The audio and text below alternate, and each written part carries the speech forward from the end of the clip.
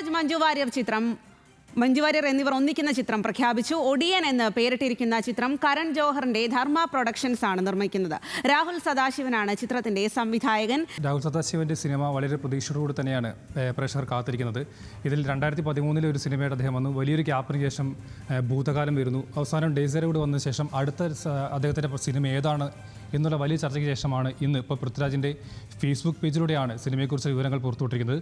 ഓഡിയൻ the age of illusion എന്നാണ് സിനിമയുടെ പേര്. പൃഥ്വിരാജും അതോടൊപ്പം തന്നെ മഞ്ജു വാര്യരുമാണ് പ്രധാന കഥാപാത്രങ്ങളെ സിനിമയിൽ അവതരിപ്പിച്ചിരിക്കുന്നത്. കരൺ ജോഹറിനൊപ്പം പൃഥ്വിരാജ് പ്രൊഡക്ഷൻ കൂടി ചേർന്നിട്ടാണ് സിനിമ നിർമ്മിക്കുന്നത് എന്നുള്ളതാണ് ഏറ്റവും വലിയൊരു പ്രത്യേകത.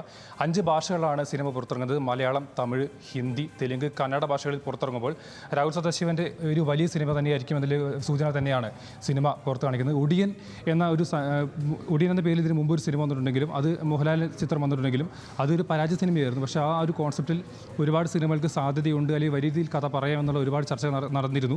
ഈ സമയത്താണ് രാഹുൽ സദാശിവൻ്റെ ഒരു സിനിമ ഏതാണെന്ന ചോദ്യത്തിന് ഉത്തരമായിട്ട് ഇത്തരത്തിൽ ഒടിയൻ വീണ്ടും അവതരിക്കുന്നു.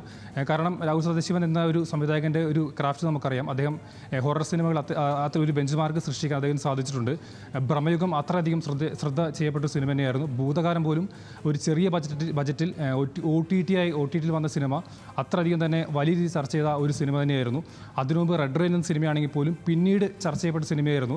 അത്തരത്തിൽ ചെയ്ത സിനിമകളെല്ലാം തന്നെ ഒരു വ്യക്തിമുദ്ര സ്ഥാപിക്കാൻ കഴിഞ്ഞ രാഹുൽ സദാശിവൻ്റെ അടുത്ത സിനിമ ഒടിയൻ എന്ന രീതിയിലിറങ്ങുമ്പോൾ പൃഥ്വിരാജിനോടൊപ്പം തന്നെ കരൺ ജോഹർ അടക്കമുള്ള ഒന്നിക്കുമ്പോൾ ഇന്ത്യ സിനിമ കണ്ട ഏറ്റവും വലിയ ഒരു സിനിമയ്ക്കായിരിക്കും സാക്ഷ്യം വഹിക്കുക എന്നുള്ള സൂചന തന്നെയാണ് ഈ സിനിമയുടെ ഇപ്പോൾ പുറത്തു വരുന്ന കാര്യം സൂചിപ്പിക്കാൻ സാധിക്കും.